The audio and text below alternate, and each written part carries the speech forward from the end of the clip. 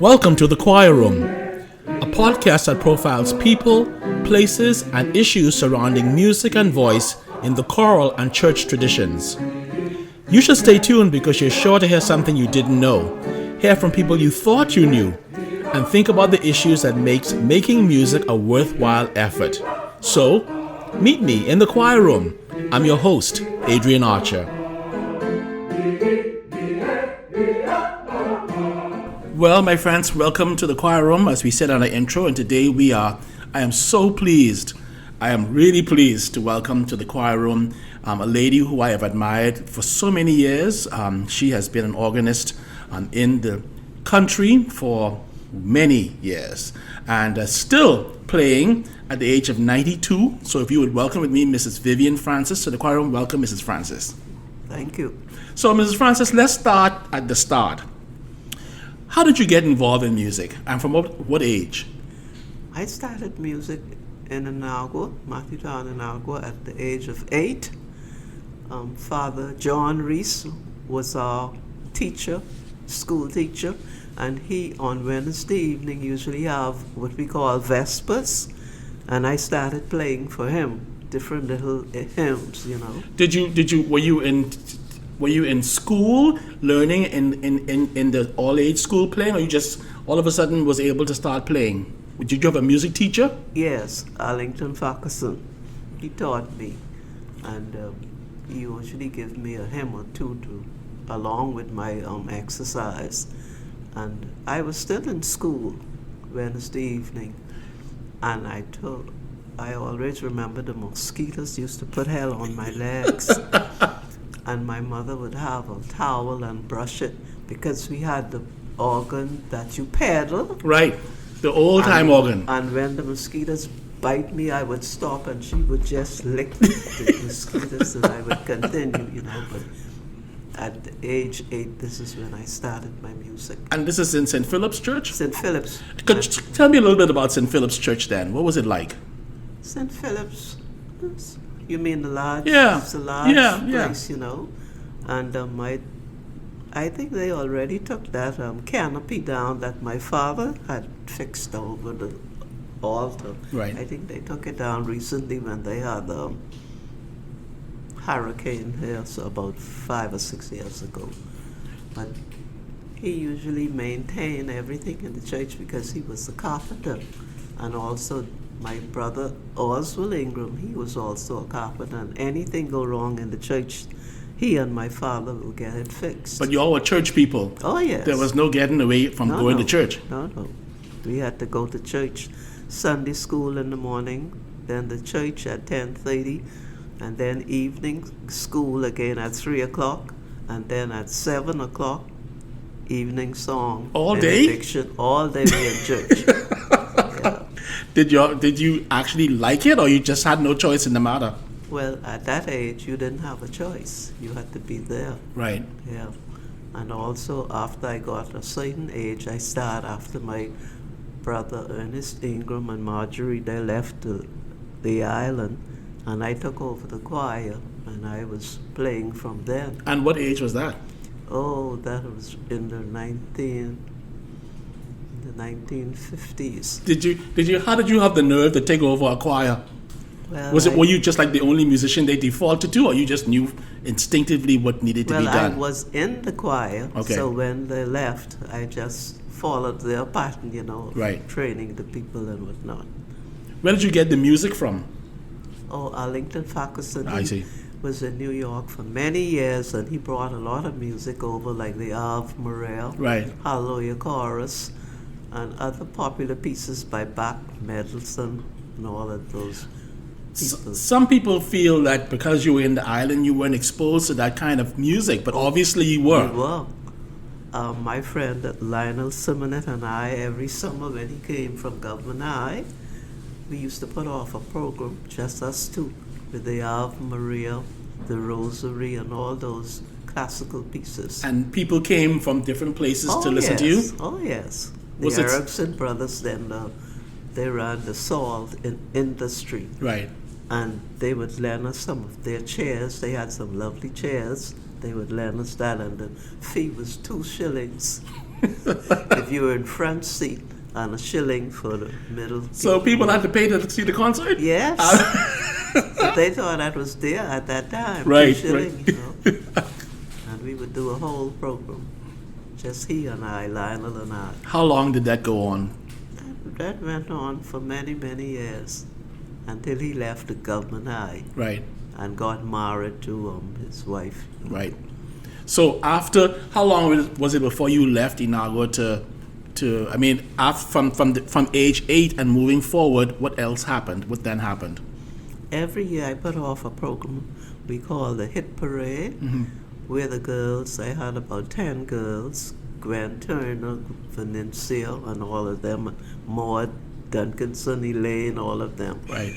And we put off a program every summer.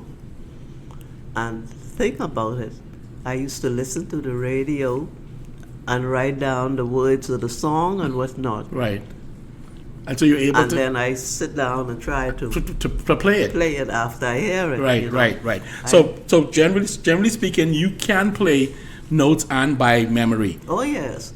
And Father Fletcher said, he always said, Vivienne, why don't you go and get your degree? Right. Say, because you hear a piece and you could go right there and play it. Yes, yeah. No, but I never pursued it. Do you regret not doing that? Yes, I do. You do? Yeah. You know, Father Fleischer said to me, and I was working for the government for 25 years, and he said, you must go and get your degree. And I took his advice, and I don't regret that one day, because music somehow is such a powerful thing that even though you may be, in the doldrums or sad, but it just seems to be able to pick you up. Oh, yes. You know what I mean? Yeah. And I'm sure that over the years, you've found it in your own life Yes. as a sort of healing situation, It or is. it's put you in a happy place. It is a healing balm. It is a healing balm. And no longer than last Sunday when we had the remembrance. Remembrance Cameron Sunday. had a baptism, and after baptism he preached kind of long, Right. so he had to change the format of the service. Right. And he called off Blessed Feast, Blessed Martyrs. Right. I didn't have the time to find it in the hymn book because everything was It was going so quickly. so I had to play that out No, my man. head. And my niece was there because she was to the service, and she said, "You that out your head." My grandmother, Agnes Archer, God bless her dead, would know the hymns by memory. Like from the CBWI, hymn 600 and something, she knew exactly what. yeah. Are you the same way? I knew mean, it now in that the in A&M. and the A&M. I know all of those numbers. Right. Yeah. And I took over from your grandmother. Let's talk about that for a second, Yeah. because I didn't know that until someone said to me doing research for this program that you took over after she left. Yeah, she got sick, and Father Johnson wanted a replacement for 10:30, and George Kerr, he was in charge then, and he asked me. I was playing in Chippingham then, helping Grace and Lilla was in Chippingham, and I used to go from there up there, and before I started, I had to let Father Johnson hear me and go through the rigors. Yes. Let me just ask you a question then. What was my grandmother like? Agnes Archer. She was very musical. She used to have a choir because I'd been to St. John's College one time, and she was conducting a choir, and she was just jumping up and down. But she was putting it down. She plays well. Yeah. Yeah. And so you took over just the 10:30 service then? Yes. Because was Mr. Kerr playing the earlier service? Yes. Okay, so the two of you were He involved played with that. the earlier service and the evening. And the even song service. Yes. And so can you remember how long ago that was? What year that could have possibly been when you took over from my Well, I grandma? took over in 67. I see. 67 after he left, And was the choir already in place at 10:30, or was the choir only at the 7 o'clock service, or what was the situation then, if you recall? Well, when I took over from Mr. Kerr, it was just the Johnson sisters and a couple others. It wasn't a full choir, and right. it wasn't active. Right. So in 1985, I took it over and pointed the Psalms and all like that because I had a record with the Psalm of David, and I listened to all of them. And I have a book that I can show you with all the pieces that I wrote. Really? Once I heard it, Yeah. I put it into music. So you didn't have, there was not really a psalm book per se with notes. No, we didn't have a psalter. I see, you didn't have a psalter. No. You just took the psalm and pointed Yes. it according to what you heard on the recording. Yes, uh-huh. And this is one of those sort of King's College psalms of Oh, David. yes. The whole Beautiful. sort of They were beautiful. whole 100 and whatever I they are. use them sometime now. Really? Yeah, although we have the new psalter. You know. Yeah, but the new psalter has the ugliest tunes. Yeah. I'm sorry, but the new that green psalter, I am so sorry. I'm sorry. The church publishing company, I think that book is probably made for people who don't sing psalms. But you have to pick out different Yes, pieces because yes. they have some lovely books. Yeah, in yeah, there, you know. yeah. Some are singable, Yeah. and some are just so minor and Yes. so ridiculous. You For wonder length. who could have possibly picked them, to put in an actual book. Yeah. So you created your own psalms, your own psalter, Yes. and the choir had no problems following it. No. I marked them out, Right. and I did the music. I listened to the Psalm of David and I wrote them up. But Have you heard my mass? I've heard, and it's funny because yesterday, or whatever day it was, I was discussing recording with Father Joaquin. I said to him that the biggest regret that I have about the masses is that the masses aren't sung in all the different churches. For instance, the Vivienne Francis Mass is sung in St. Matthew's. I've heard it many times, It's also St. Margaret's. but I haven't heard it sung anywhere else. St. Margaret's. St. Margaret's and does it. Chippingham. Okay, and the Holy Spirit. Yes. Yeah, I just think that somehow, and I think Father Joaquin didn't make the point about having some sort of commission where these things are brought together, like how you used to have the Organist Guild. And the Organist Guild was a way to encourage all the other organists in what they were doing. I was the president at one time. Tell me how important that was to you, that guild. That was very important. That was very important because the structure of the organist now, I notice, they don't play what is written. And like my daughter always say, when certain people play, she can't pick up her alto notes. I understand. Or Lanny say he can't pick up his The bass note, or the Christian say he can't pick up the tenor. Yeah. Because they play, like Like their head yeah, or something. yeah. Or it's some But sort of when jazz I play, chords. I You play what you I see. see. Now, the only time I will divert from that is if I'm doing an interlude. Right. Then I could put Yeah, on you put my on whatever little you want. extras Right, or what I right, want to. right. But then some it's organists- very important to play that as you see it. I'm so glad you said that because a lot of particularly younger organists feel that the organ is time for them to show off. No, it's not a program. It's not. They think it's their program. You know what I mean? They do all sorts of weird improvisations and all sorts of weird accompaniments that don't actually match with the music as the music is written. Don't you Yes. think? Yeah, I agree with that. I hate that. I mean, I think the music is, and the thing too is obviously, as you said, if you are actually learning the notes as a singer, you expect to hear those notes in the accompaniment keep you up. To keep you up. Yeah. So you know what you're playing.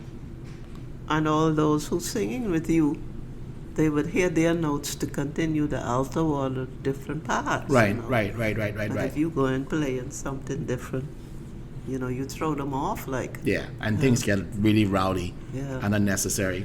Anyway, so we'll come back to that in a second, but can we continue about the history then? So you started formally singing psalms, and then you picked up the same thing with anthems, because obviously the Johnson sisters were dying out. And God bless them, because I can hear the three of them singing right now. I remember them very well. So how did you encourage the formation of a formal choir then at St. Matthew's? Well, Brenda Archer. No, not Brenda Archer, the other Brenda. Davalia. Davalia and Right. I went to, I forget the name of the place now. We went away, Right. and I can't remember the name of the place, but we went away and took a course with singing psalms and anthems and playing the organ, because in the old A&M, some of the hymns have double P. Yes. Some have P. Yes. Piano. Yes. Pianissimo. They actually tell you how they actually tell you how to do the Mezzo sound. forte and all Right. like that, and you Right. just slow that down. Right. But nowadays, I don't see that with the CPW, and you just play that thing, you know. Loud, Yes. loud, and Yes. no tenderness whatsoever. This is it, because some voices is very soft, Yeah, you know, like yeah. can a mother's tender care. Yes. Cease to watch, you just pull that down, Right, you know. right. Oh, I tell you. And so let's talk about the formation of St. Matthew's Choir as it exists now. When did you think, okay, we need to get ourselves a good choir? And let's talk about how we're going to form that choir. Who were some of the first people that you can recall that were in the choir? The choir had, call their names. Yeah, and if you want to, or you could just tell us how it began. Well, as I said, I took over in 1985, and the organ was built around that time, the Oberlinger. Right. So before that, what did you have as an instrument? We had the electric organ. Right. AOB or something. Yeah, like AOB. that, yeah. Because St. George's had AOB as well. Yeah. Right. And that's what we were using meanwhile. And 1986, that was the first time they robed that Easter. Yeah. And did you drag out the Hallelujah chorus? Or do you remember exactly what they did? Or No, we didn't sing the Hallelujah chorus that year. But after a while, I mean... Yes, after a while I played it, Yeah. because I remember you were up there one year. You remember you were there some year, and you wanted me to help you with that, and I played it. Yes, I do remember. I don't know if I could play it. As long as I keep my eyes on the music, I would pull it off. Yes. Yeah.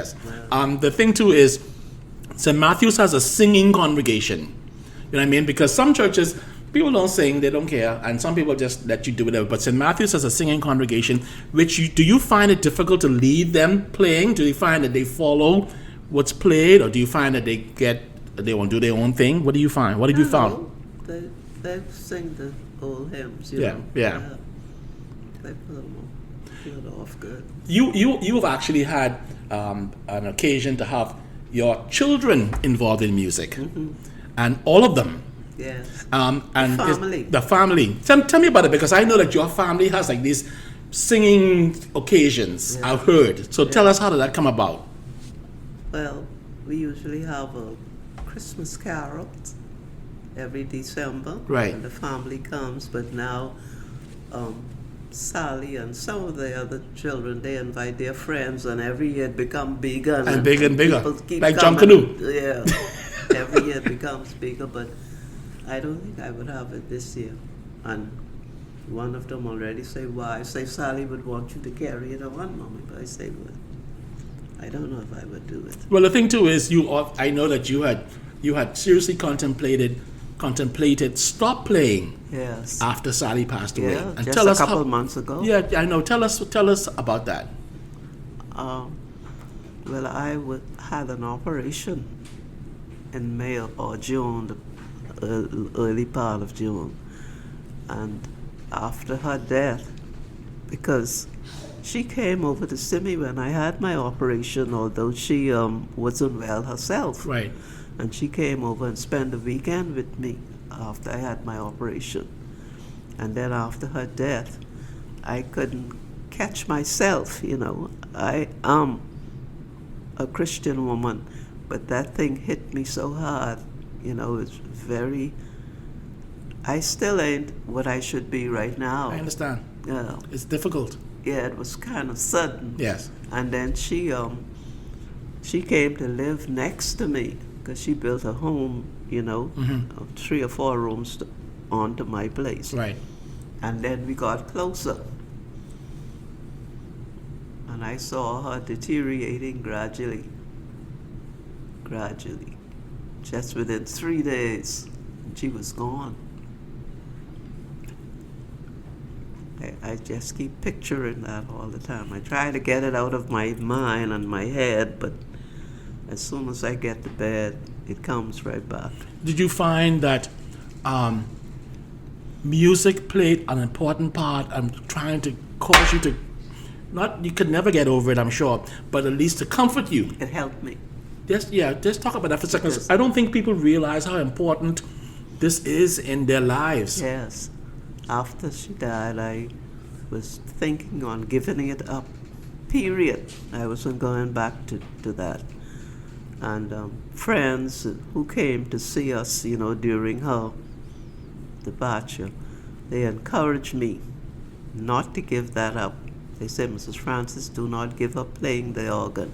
So I went back in September, and that was our patronal, the 21st.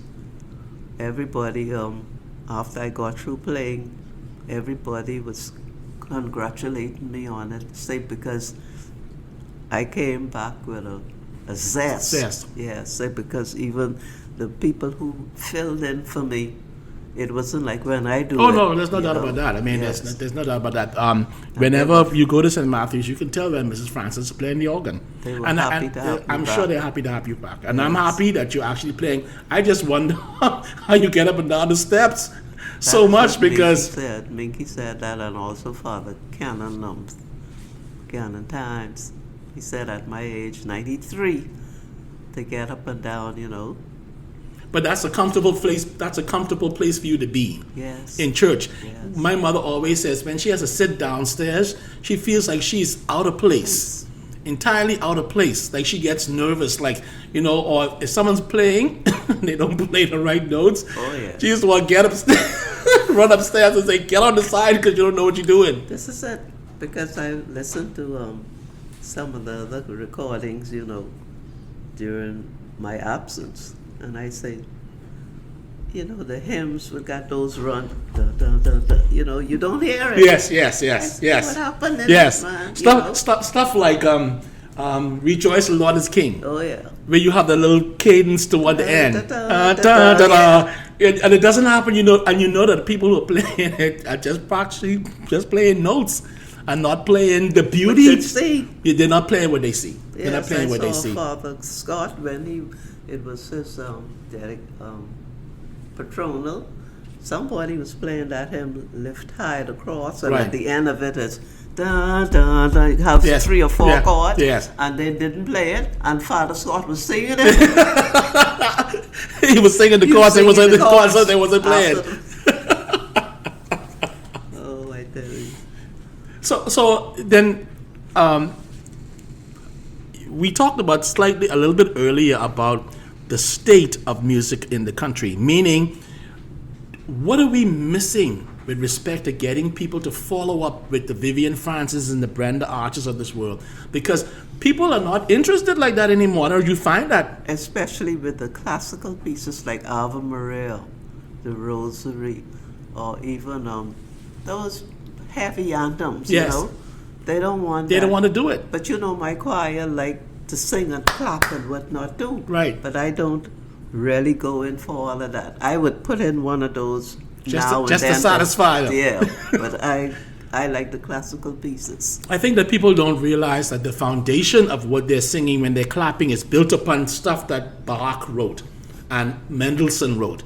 And unless you get a good foundation in terms of music, you can't do all the things that you want to do because it's built upon these things. This is it. And, maybe, Father Joaquin said to me in an interview that perhaps the Anglicans are missing the boat because we should be sort of formalizing our musicians in terms of the future.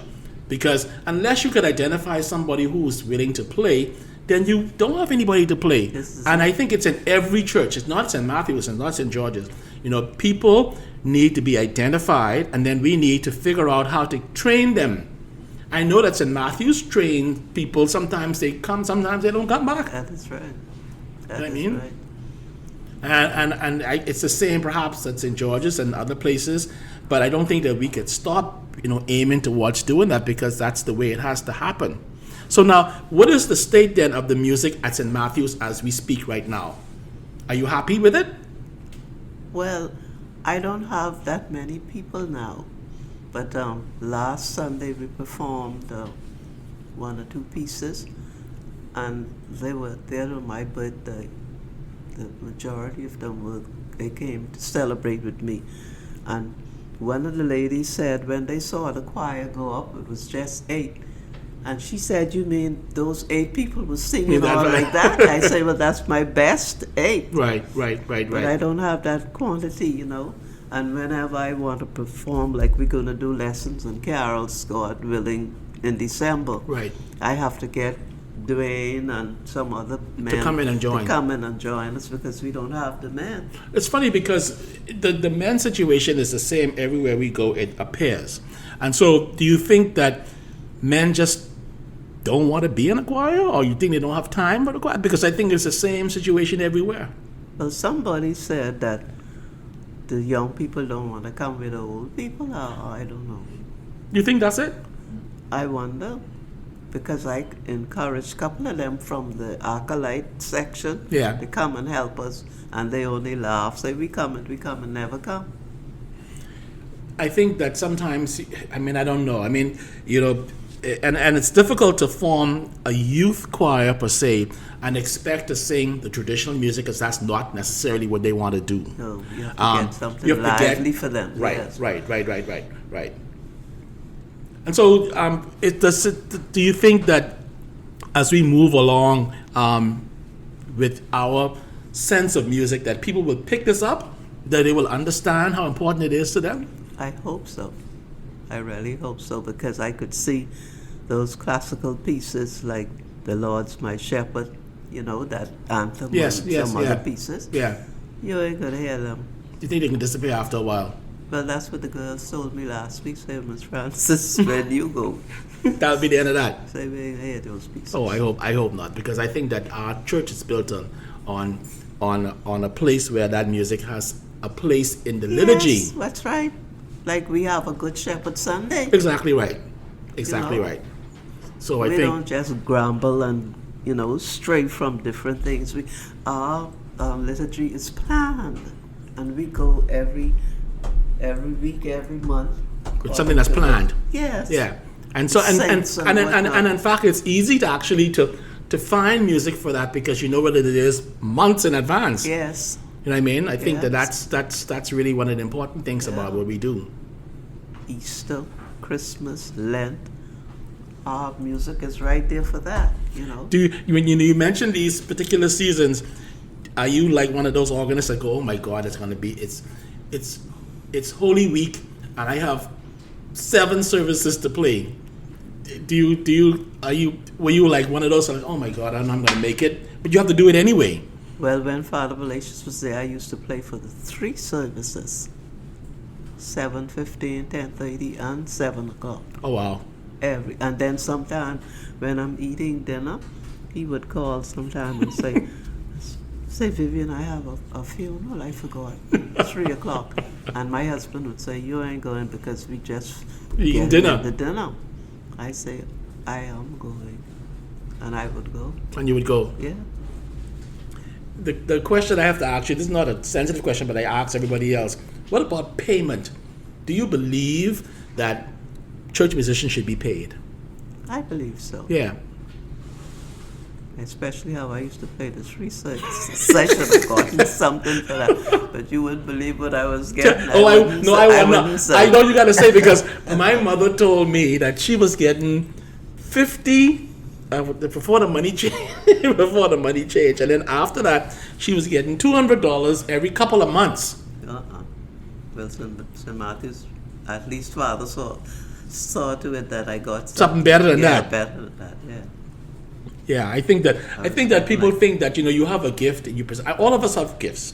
I mean, the Bible talks about various gifts. Yes. But I think that if you are a musician, you're called upon to work that much harder Yes. and to be present for everybody else. Yes. You know what I mean? And I think that it's worth something.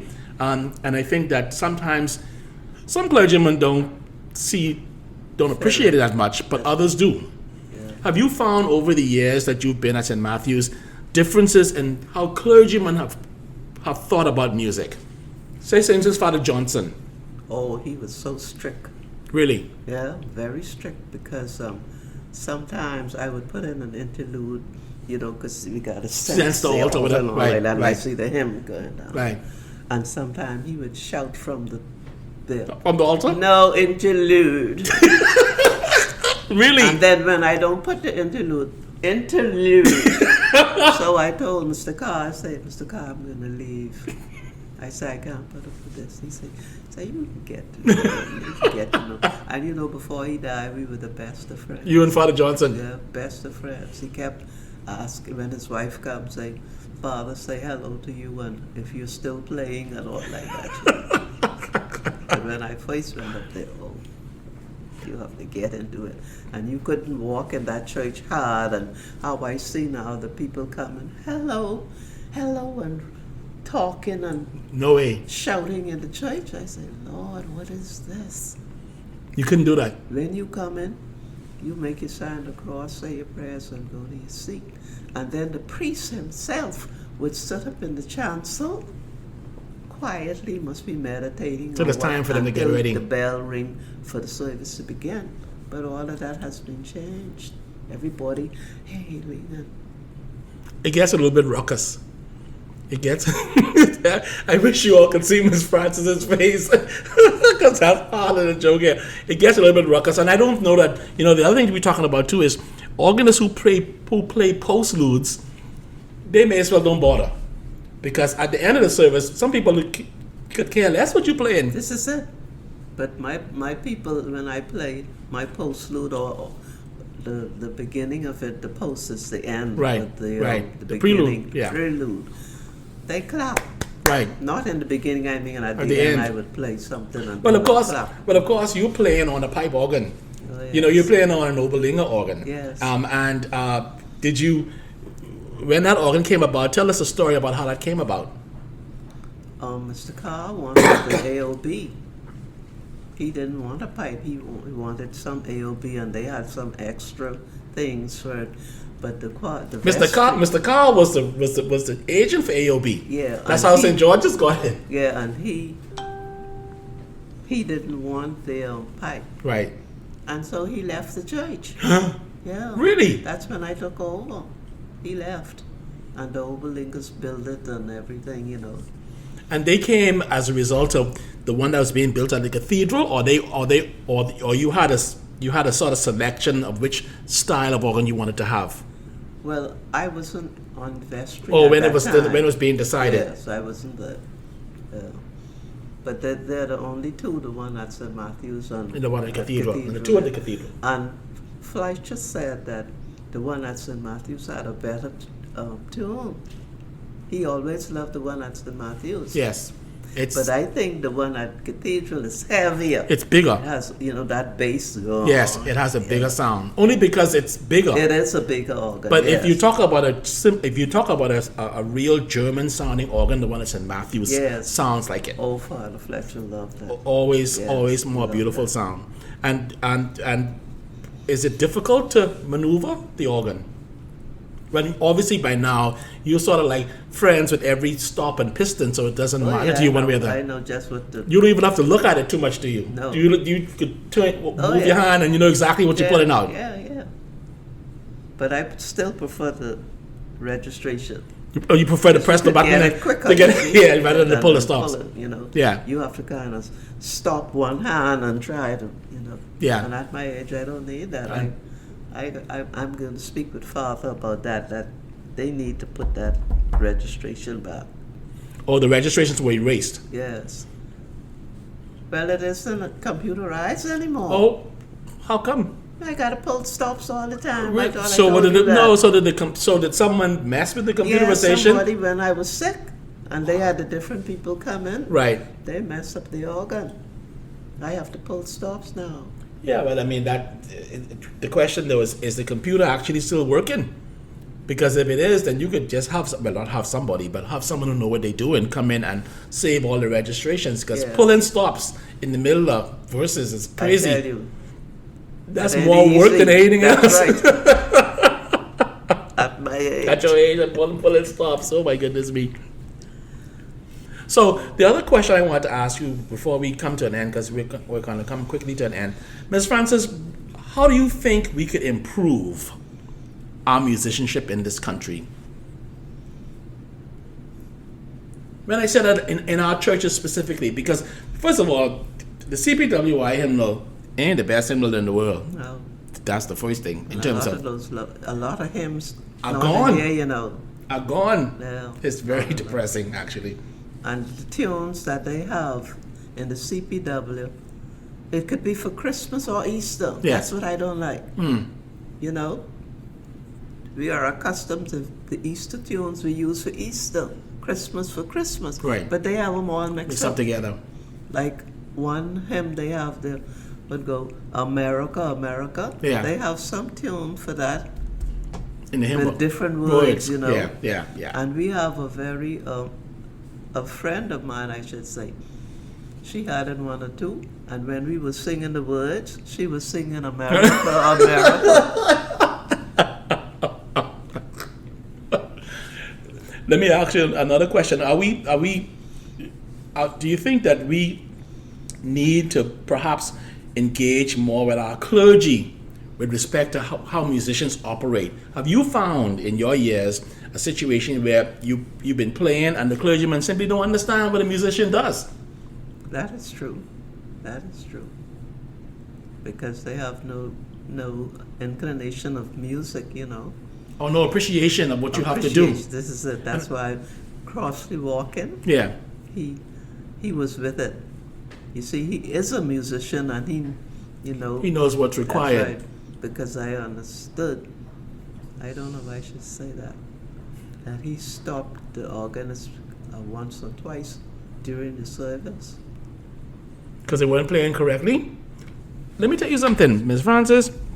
I have stopped people in the middle of singing if they're not doing it right.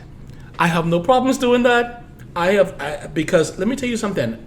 I think that a musical offering should be as good as it could possibly be. And my choir always makes fun of me with stuff like this. If the choir is singing and people are talking, I turn around and I tell you to shut up. They shouldn't do that. I only 3 weeks ago, God bless, there's a group behind us who's turned off for corporate worship, and we're singing the communion anthem, and they're having a good conversation. What? And I turned my whole body around and I said, please shut up. And you could hear them? And you could hear them talking. That is very poor. You see, and the thing too is, I think that people have to realize that musicians, the musical offerings are like everybody else's offering. In terms of what you're offering, your gift is what you're offering. I don't get in the middle of people preaching. I don't get in the middle of people doing what they do. But when the choir, who is prepared for weeks, The effort you put into it, for you to be disrespectful, someone needs to say, sorry, no, that ain't gonna work. And I have a problem with that. And if an organist is playing something and they're either playing it incorrectly or they need to be told that, you know what, don't overplay your hand, someone needs to do it. And sometimes it happens in the middle of the service so they could get it. And this is why I asked you at the beginning, and I'm glad you said that people should play what they see. Yes. Because your gift is to accompany the singing. Your time to have a recital is your own time. That's right. Your time to have a recital in the middle of Mass. No. You have a job to do. Your job is to play sufficiently enough that the people could sing. That's right. Because they're offering their singing. But if you decide to go and be Bach in the middle of my hymn, that don't make well, sense. that make me mad. Yeah, that don't make sense. And it disturbs the worship. This is it. And I know somebody who does that all the time. I just met him after during my illness and thing, I went to church one Sunday, and he was going on, And you was like, what? Necessary. I felt like getting up and getting out of church. I can tell you, no show then. No, it's not a show. It's not a show. Play what you see. Yeah, I think people think it's a show. And it throws off things, Yeah. They need to concentrate on what you see. A lot of them, they look at the hymn and memorize it and then want to sit down to play. That ain't playing. Yeah. And I don't know whether we need, I don't know if blaming someone is not the right term, but I think that once people identify themselves as wanting to play for a service or be musicians, then somehow us who have been in it for a while need to shepherd them in the right way. You know what I mean? Because unless you say to somebody, listen, this ain't the time for you to run out. Just play what you see, and that's all we need you to do, and we good to go. Yeah. And I think that sometimes we just not willing to do that. We're willing to just let whatever ride. Yes. And I don't think you probably have not been a person that let whatever ride. Have you ever been in a service and said, oh my God, what's going on with the singing or the choir or whatever, and it just disturbs you for the rest of the day? Yeah, but I didn't say anything. I didn't say make enemies. You don't want to make enemies, eh? Well, I don't have a problem making enemies. I tell you right the bat what the deal is. You know what I mean? I know you're being very kind, Mrs. Francis. I understand what that's about. So I want to talk a little bit now about why you thought it was important to have your children involved in music. Was it something that they did naturally? Or you just said, you know what, Lani, you go to the men and boys choir, you Sally, you go here, you go to, what did you? No. They just, that's in the Ingram family. Because Emil sings in St. Agnes, Western, and your church. Yeah. And all of them could carry their part. Bass, tenor, Andrew, all of them. Everybody could sing. And is that something that the family came up doing?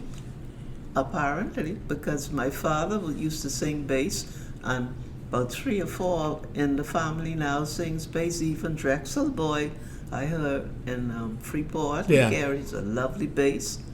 It's in that family. It's in the family entirely. You know, some family are musical. Yeah, some are musical. Yeah. Yes. And everyone is scattered in the different churches. But doing their thing. Yes. Which you are very happy about. Yes, I am.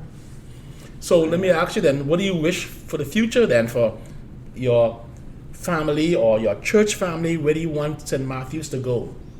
I want St. Matthew's to get more, get the younger people involved. Whoever take over, try to get more of the younger people involved in the singing and teach them a little voice culture, Right. How to read music and whatnot. I can't remember that church yet that Brenda and I been to. If I call the name, you know it, but I can't remember it. And the preacher died here about 10 years ago. Was this in Fort Lauderdale? Fort Lauderdale. D. James Kennedy. Yes. Coral Ridge Presbyterian. Coral Ridge, oh yes. We've been there twice, Brenda and I. To their choral music explosion. Yes, and the same week we left, I was supposed to play that organ, the 5-man. Yes, the Rafati. We left we lived that Saturday. When I was in school in Fort Lauderdale, I went to that church for 2 years. Yeah. So I sang with Diane Bish and Roger McMahon. She was the organist at the time. Okay. Yeah. You know that the church, after he died, the church had some internal squabbles, and so the organ was put away. Oh, yeah? They turned the church into a sort of very Billy Graham-ish type of praise and worship-y. Oh. And the church split right in two. Oh, gee. So one faction went one way and the other faction went the other way. And because the organ was able to go underground, because it used to come up off the floor, they put it back back on the ground. And now what has happened is that it's changed again, and they want to bring the organ back. And it cost $2 million to restore it. Oh, Lord. So Diane Bish has been all over the internet trying to raise money to restore it, because obviously she was one of the principal designers of it when it was put in place. But they had that really good choral music explosion. That's what you went to. Yes, Brenda and I, we went there twice. Because I have books and books from there. In my thing. You came and gave my choir, what you call it, the retreat. Right. Up to that Thingham House, I forget, Dr. Davis House. Yes, been up there. yes. And but I only got a couple now, and they hardly come out. We had almost 30 people. If you go in our baptistry in St. Matthew's, you'll see the choir picture with all those people. All died out. And nobody replaced them, probably got about 3 or 4 people to join. But all of them died out, about 16 now. And they were not replaced. And that's why the choir is so small. But then they're still doing their work. They're still doing their work. Yeah. Do you have an occasion to have, because I know you have 2 choirs. Does the 7 o'clock choir still exist? No, I don't rule that one. I know, but I'm saying does it still exist? Yes, well, I organized that in 2002. Right. And after Miss Colby came, she took it over, you know. Do they sing together at all? Now and then. Like on Christmas, Easter. On big occasions. Occasions, right, yes. Right. And is that music any different from the senior choir music? Well, I usually pick it and it's classical. Yeah. Classical. Like She's Your Joy. Oh, Your Man's Desiring and stuff like that. Yeah. That's the sort of music you enjoy. Yeah. Yeah. I can see the smile on your face. You can tell. Well, Ms. Francis, I want to thank you for joining me. I know that we've been talking about this interview for a while. I really, really appreciate you joining me, and I really want to thank you because people like you I've looked up to for all the years that I've been in music. Whenever I go to St. Matthews, I say, "Boy, Ms. Francis is licking that organ," and you could look forward to hearing really beautiful music played. Thank you. You know, I don't want to wait till you got to come to St. Matthew's, "Oh, Ms. Francis passed away," and say to you, I'm telling you to your face, you have done a tremendous job. And you've been playing for how long now? How long have you been playing? Since 8. I was 8 years old. And you're 92. 93. And still playing. How much years that is now? That's almost 70-something years. Almost 70-something years. Yeah. And still going up and down the steps. Yeah. And Adrian, this blessed day, try not to let those things go down. Even if you got to visit them sometime, try to keep it on that level. Don't let it go down. Because it's going gradually. Yeah. You hear on the radio, they have about a piece they would pick, or whoever wrote the piece. It may have about one verse. And they would sing that over and over and over. But the pieces what we do, it tells the story. Yes, I think that's what we don't get. I think what we don't get is we have a lot of people who don't appreciate the fact that the hymns tell a story, the anthems tell a story, and there's nothing wrong with the praise and worship music. If you want to go into that, that's good. But then the hymns and the singing tell a story that you connect with. And it's a prayer. All those hymns are prayers. That's what they are. So if you don't feel like praying, just start singing. Yes. And you be praying anyway. That's right. Jesus, I have promised. Though that's a prayer. The whole of that is a prayer. To serve you to the end. You thou forever with me, my master and my friend. Yeah. I will not fear the battle if you are by my side. Prayer. You can't beat those hymns. No, you can't beat them. They're traditional for a reason. Yes. Because they've spanned the ages. My mother always says, "Boy, let me tell you something. You could sing with everyone sing, but that hymn been sung for 400 years, and it is just as applicable now as it was when it was written." She always does that. She'll jump up and sing, "Oh, Savior, precious Savior," and she'll just go right off and say, "Boy, that hymn is 300 years old, and it's just as sweet as it was then, as it was then." And that time we know most of the words. So that's right. You don't even have to look in the book. You don't have to look in the book at all. No. Oh boy, I tell you. Well, this has been a wonderful 40-something minutes, Ms. Francis. I thank you for agreeing to do this. And I really hope and pray that you will see many more years. I know what you said to me before we started, but because, Ms. Francis, people like us need to hear more from people like you. And when I say that, I mean that you come from a place where your story is so rich, and that your wishes for this, what you've been in, to continue. Yes. I think that sometimes we feel like, you know what, it stops when you stop, but it doesn't. No. It will continue. And it can't. Yeah. You know what I mean? I just think that we have to be able to put mechanisms in place so that things don't stop. And train people.